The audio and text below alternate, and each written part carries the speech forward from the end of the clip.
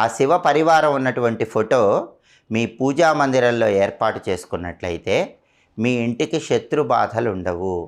మీ ఇంట్లో సభ్యులందరికీ కూడా శత్రు బాధలు తగ్గిపోయి శత్రువులు కూడా మిత్రులుగా మారిపోవటానికి ఈ శివ పరివారం ఉన్నటువంటి ఫోటో విశేషంగా సహకరిస్తుంది. అలాగే ఎక్కువగా భార్యాభర్తల గొడవలు, కుటుంబ కలహాలు ఉన్న ఇంట్లో అర్ధనారీశ్వరుల ఫోటో ఉండాలి.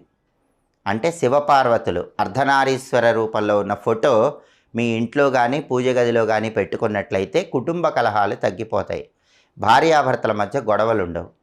అలాగే పరమేశ్వరుడు ధ్యానం చేసుకుంటున్నటువంటి ఫోటో ఉంటుంది. ధ్యాన ముద్రలో ఉన్నటువంటి ఈశ్వరుడి ఫోటో. ఆ ధ్యాన ముద్రలో ఉన్నటువంటి ఈశ్వరుడి ఫోటో ఇంట్లో ఉంటే మనశ్శాంతి ఉంటుంది. చాలామందికి ఈ రోజుల్లో ఉన్న ప్రధానమైన సమస్య మనశ్శాంతి లేకపోవటం. ఆ మనశ్శాంతి లభించడానికి ఈ ఫోటో విశేషంగా సహకరిస్తుంది.